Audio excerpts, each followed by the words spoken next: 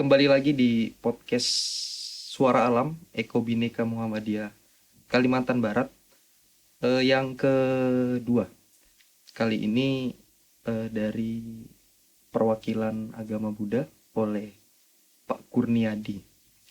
Jadi kemarin itu dari perwakilan agama Katolik oleh Romo Astanto. Kali ini kita akan membahas seputar lingkungan, apa yang menjadi mungkin secara teologis atau secara praktek-prakteknya akan kita bahas mendalam di episode kedua ini.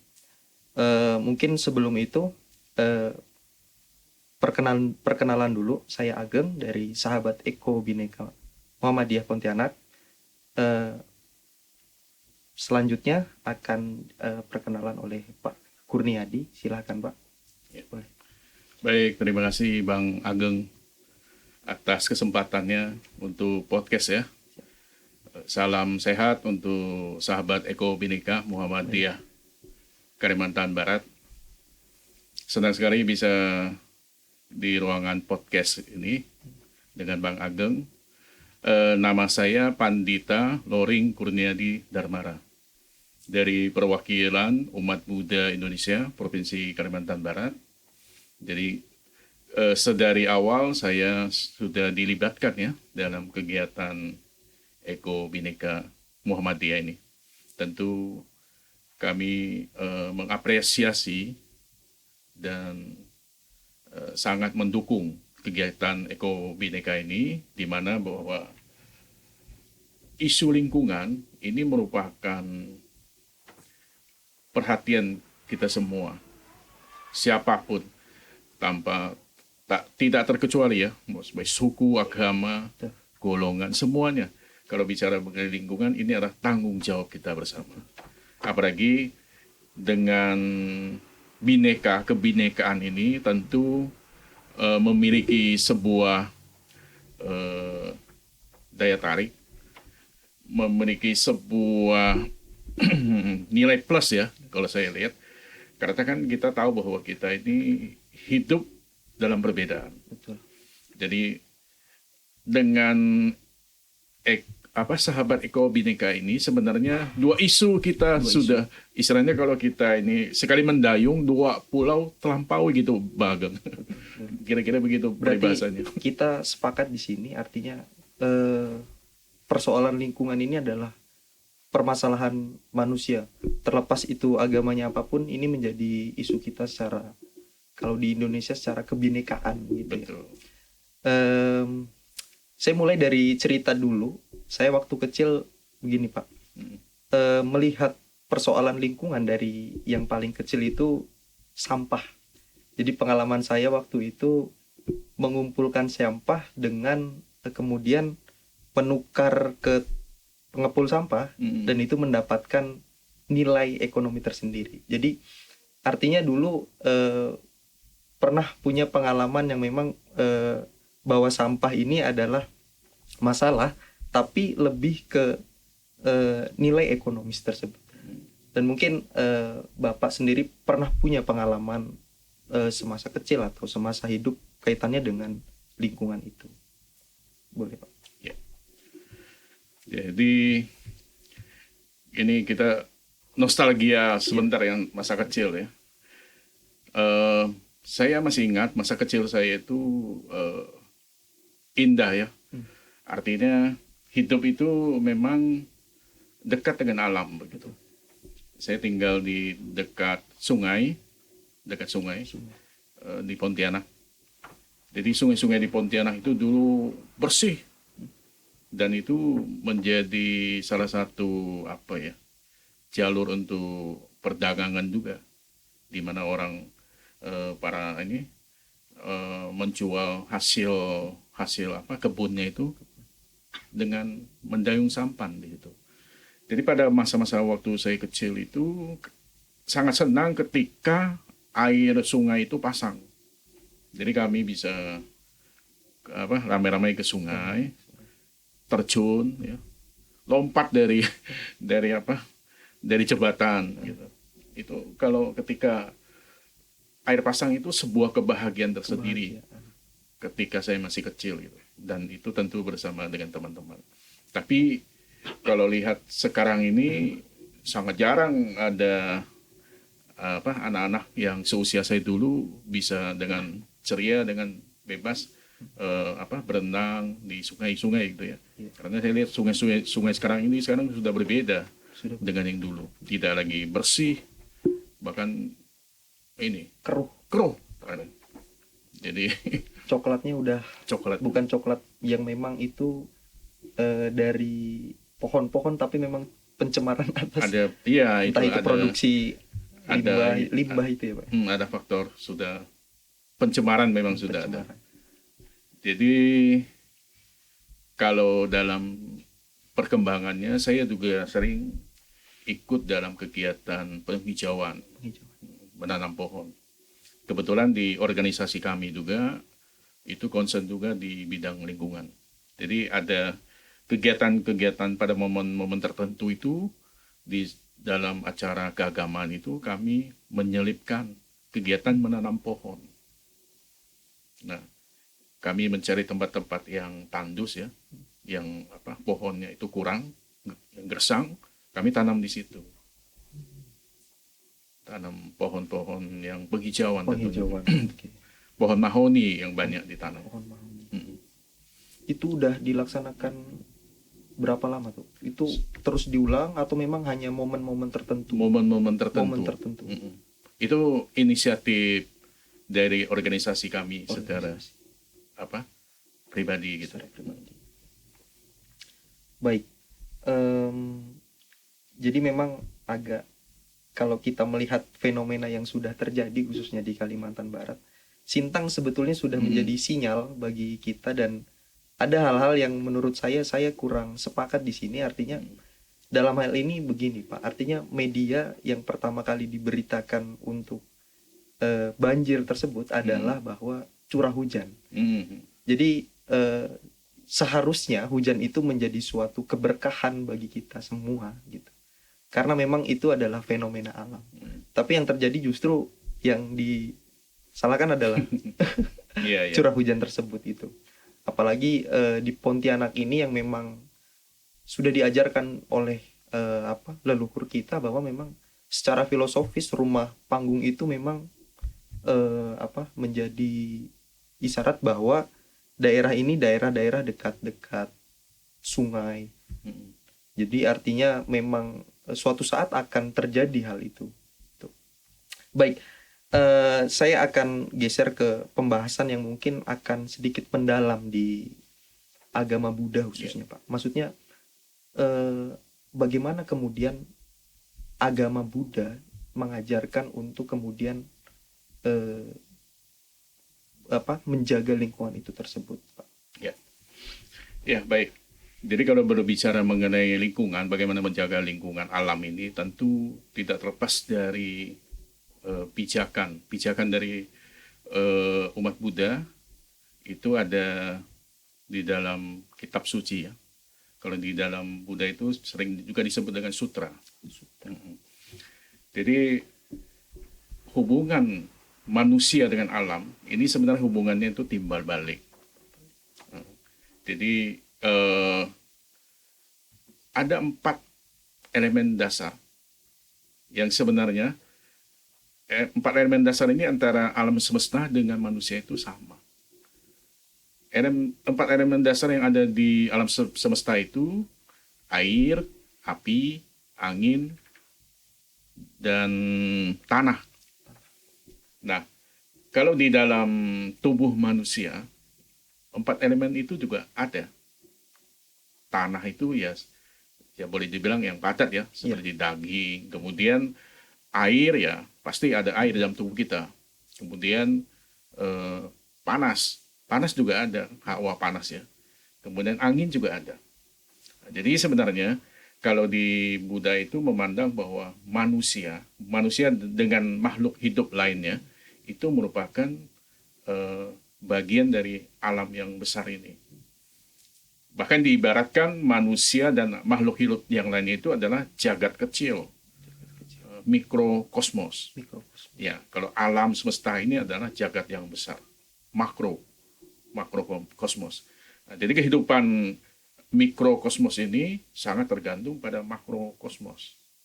Oleh sebab itu, menjaga lingkungan, menjaga keseimbangan alam, hidup selaras dengan alam, itu merupakan sebuah tanggung jawab kita bersama.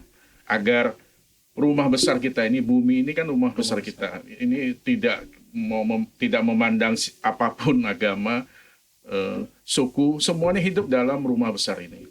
Nah, tentu kita semua berkewajiban untuk selalu menjaga ya kelestariannya. Kalau ada kerusakan, itu menjadi ancaman buat kehidupan manusia dan makhluk hidup lainnya. Nah, jadi itu hubungan timbal baliknya bahwa manusia dan makhluk hidup lainnya itu merupakan bagian dari alam semesta ini. Nah, di dalam kitab ataupun sutra, Sang Buddha juga memberikan semacam landasan yang terkait dengan hubungan manusia dengan lingkungan. Itu di dalam Agana Sutta, itu berbunyi, manusia, binatang, tumbuhan, dan seisi alam semesta memiliki kedudukan yang sama. Nah, jadi kalau di Buddha itu, kami tidak boleh mengeksploitasi alam dengan sesuka hati. Tapi harus memposisikan diri, manusia, binatang, tumbuhan, dan semua isi alam ini adalah sama kedudukannya. Jadi kita tidak boleh dengan semena-mena mengeksploitasi. Tapi kita berkewajiban untuk terus menjaga kelestariannya. Dan di dalam sutra yang lainnya, sutra Saka Panha Sutta, itu juga dikatakan apabila tidak berbuat baik terhadap alam, maka buah dari perbuatan itu pun akan dipetik. Jadi apa yang kita manusia lakukan kepada alam, begitu juga alam akan kembali kepada kita juga. Apa yang timbal baliknya, perbuatan itu kita akan petik. Nah, kira-kira begitu. Jadi alam akan memberikan perlakuan yang sama dengan perlakuan manusia kepada alam. Kalau manusia ini bisa peduli dengan alam, menjaga kelestariannya, menjaga penghijauan, tentu alam juga akan melakukan buahnya. Timbal baliknya adalah alam juga akan melakukan hal yang sama. Artinya hidup kita ini jadi nyaman gitu ya, nyaman, sehat gitu. Kita tahu bahwa bencana-bencana alam ini kebanyakan itu adalah karena ulah manusia. Timbulnya itu karena ulah manusia, dan bencana alam itu sebagian besar itu karena terkait dengan moralitas manusia. Jadi memang kita menghadapi bahwa sebuah fakta bahwa eksploitasi alam yang berlebihan, yang tanpa batas, itu pada akhirnya akan membawa bencana. Jadi kalau di Buddha itu melihat bahwa kerusakan alam ini erat kaitannya dengan sifat manusia, yaitu sifat serakah itu. Jadi sifat serakah itu mengeksploitasi alam. Sebenarnya alam itu cukup untuk memenuhi kebutuhan kita. Bahkan Mahatma Gandhi, seorang tokoh dunia, itu pernah mengatakan bumi ini cukup untuk 7 generasi, menghidupi 7 generasi, tapi tidak cukup untuk menghidupi 7 orang yang serakah. Wah, menarik ini. Mahatma Gandhi mengatakan demikian. Nah, itu betapa bisa kita melihat bahwa sifat ya keserakahan manusia ini dalam mengeksploitasi alam ini akan mendatangkan bencana. Menarik tadi pesan yang disampaikan Mahatma Gandhi. Bumi ini tidak cukup untuk 7 orang yang serakah. Tapi cukup untuk 7 keturunan. Artinya ajaran yang akhirnya sangat bijaksana dan sangat baik di sini secara realitanya memang belum terjadi sepenuhnya. Bisa kita lihat artinya pembangunan yang besar-besaran yang sampai akhirnya kemudian membelah ekosistem, bisa jadi itu ada belalang, burung di situ, artinya padahal kedudukannya sama, tapi seolah-olah manusia menganggap bahwa dirinya adalah yang paling sempurna di situ, Pak. Ini. Jadi kalau misalkan saya tertarik dengan filosofi Yin dan Yang, ini sangat selaras dengan kalau kita hubungkan dengan soal lingkungan, ini artinya menjadi keseimbangan alam, gitu, Pak. Itu menarik. Dan apa? Ada teks agama dalam Buddha itu saya sedikit mengeksplor semalam, Pak. Itu ayat ke-49 kalau nggak salah mengenai bunga-bunga, bahwa di situ disebutkan bagi seekor lebah yang tidak merusak kuntum bunga baik warna maupun baunya, pergi setelah memperoleh madu, begitulah hendaknya orang bijaksana mengembara dari desa ke desa. Jadi memang pesan ini sangat menarik. Bagaimana kemudian amal orang-orang Buddha untuk menjalankan ayat-ayat tersebut, Pak? Betul, betul.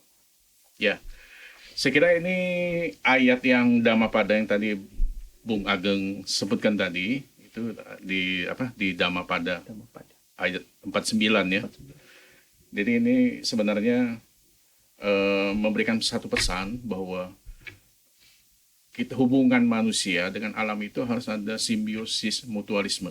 Artinya kita harus memikirkan keberlangsungan dari alam itu. Boleh kita menggunakan untuk kebutuhan, memenuhi kebutuhan kita, oke-oke saja. Tapi kita juga harus bisa memberikan keuntungan. Maka di ayat tadi itu seperti seekor kumbang ya. Kumbang itu kan kalau mengisap madu dari bunga itu bukan hanya sekedar dia mengisap madu dari bunga saja, tapi juga membantu penyerbukannya. Nah, jadi di situ terjadi hubungan timbal balik ya, yang saling menguntungkan. Kalau di itu simbiosis mutualisme ya, kalau di dalam biologi itu ya. Nah, hidup berdampingan dengan alam bisa selaras dan seimbang, itulah yang selama ini diajarkan oleh dalam agama Buddha, bahwa alam itu pada hakikatnya itu seimbang, pada awalnya itu seimbang. Nah, yang membuatnya itu tidak seimbang itu adalah perbuatan manusia, eksploitasi alam yang tanpa batas, tiada batas, itu yang pada akhirnya membuat alam itu jadi tidak seimbang. Jadi kita harus mengembalikan keseimbangannya itu. Ketika keseimbangan alam itu sudah terjaga, maka kehidupan manusia itu juga terlindungi, juga aman dan nyaman buat semua begitu. Itu mungkin menjadi semacam penghayatan dari warga Buddha untuk kemudian mengamalkan bagaimana ketika kemudian dia mengelola alam, terus istilahnya dia segala sesuatu bentuk kehidupannya yang ada di alam, artinya kalau sudah dieksploitasi ya diperbaiki kembali itu. Betul. Artinya kita jangan hanya semata-mata memikirkan pemenuhan manusia saja, satu pihak ya, tapi kita harus pikirkan keberlangsungan dari alam itu sendiri. Jadi kalau di dalam tradisi Buddha itu para pemimpin spiritual ya, itu di Thailand itu para biku disebut. Mereka punya cara untuk bagaimana melestarikan dan menjaga alam, menjaga pohon dalam hal ini ya.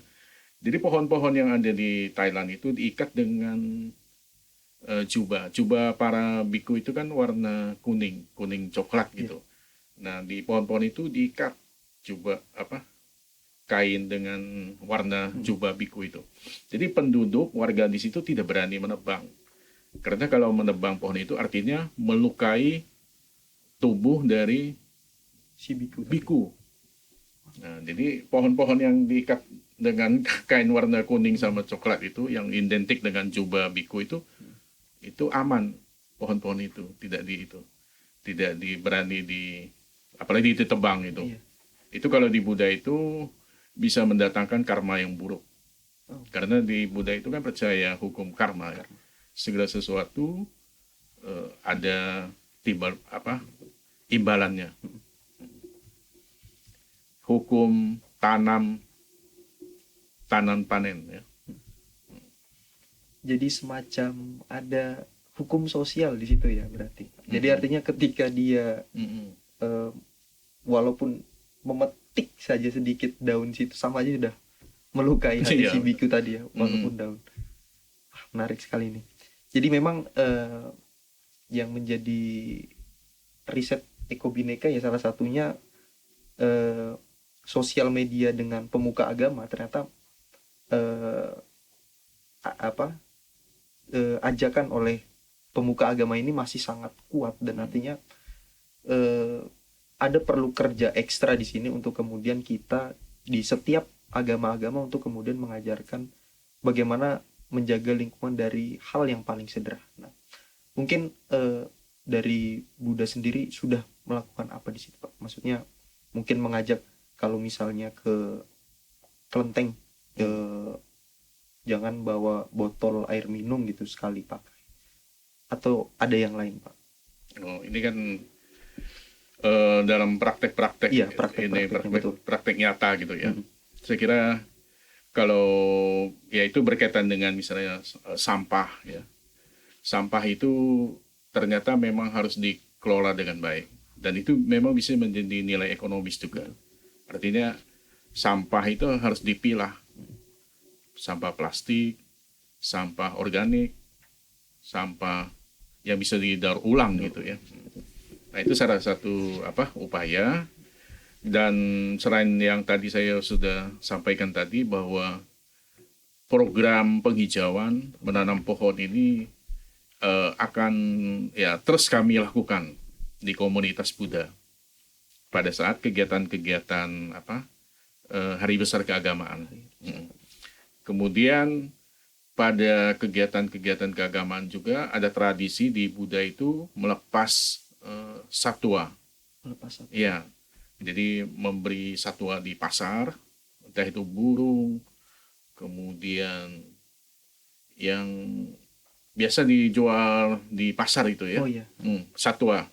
Jadi secara simbolik, secara ini dilepas semuanya, burung-burung itu yang dibeli di pasar pada satu momen secara bersama-sama dilepas. Nah ini ya simbol dari inilah ya untuk menjaga alam ini supaya ada keseimbangan begitu. Baik, mungkin yang terakhir Pak, pesan kita untuk setiap umat manusia secara khusus di Buddha sendiri, apa yang Bapak kemudian cita-citakan untuk kemudian setiap orang berhak untuk menjaga lingkungannya, bahkan lingkungan yang ada di sekitarnya. Mungkin sekaligus closing statement, Pak. Gitu. Ya, ya baik. Kita tinggal di bumi yang sama ya. Jadi bumi ini adalah rumah besar kita bersama. Nah, tentu sudah menjadi tanggung jawab dan kewajiban kita untuk menjaganya bersama-sama. Jadi kalau misalnya sahabat ekobineka tentu lebih memiliki nilai plus karena mencoba untuk mengajak ya semua komunitas, terutama komunitas agama ya, agama etnis ya, untuk sama-sama kita bergerak untuk satu kerja-kerja lingkungan. Saya kira ini sebuah hal yang positif ya. Dan ini tentu harus digaungkan sehingga gerakan ini semakin meluas gitu. Jadi kami dari tokoh agama tentu selalu mendukung ya. Bila kalau hal-hal yang berkaitan dengan isu-isu lingkungan, bagaimana kita menjaga merawat lingkungan ini, kelestariannya, ini akan menjadi sebuah concern dari kami dan saya kira ini pastinya concern dari semua pemuka agama. Sebab kalau kita menjaga bumi, menjaga alam ini, pada hakikatnya juga sebenarnya ini juga demi kelangsungan hidup kita semua. agar tetap ke depan tetap bisa nyaman gitu ya, nyaman aman Nyaman, gitu ya. aman. Kita tidak bisa membayangkan kalau misalnya bencana itu muncul ya, timbul. Saya kira itu sebuah ancaman gitu. Ketika bencana itu muncul, kegiatan-kegiatan termasuk keagamaan itu pun terancam, tidak bisa dilaksanakan. Karena alam itu ya tidak bisa tidak bisa dilawan kalau namanya bencana ya. Kita saksikan ketika tsunami di Aceh Aceh. itu memporak-porandakan Aceh. Aceh. Korbannya sangat banyak.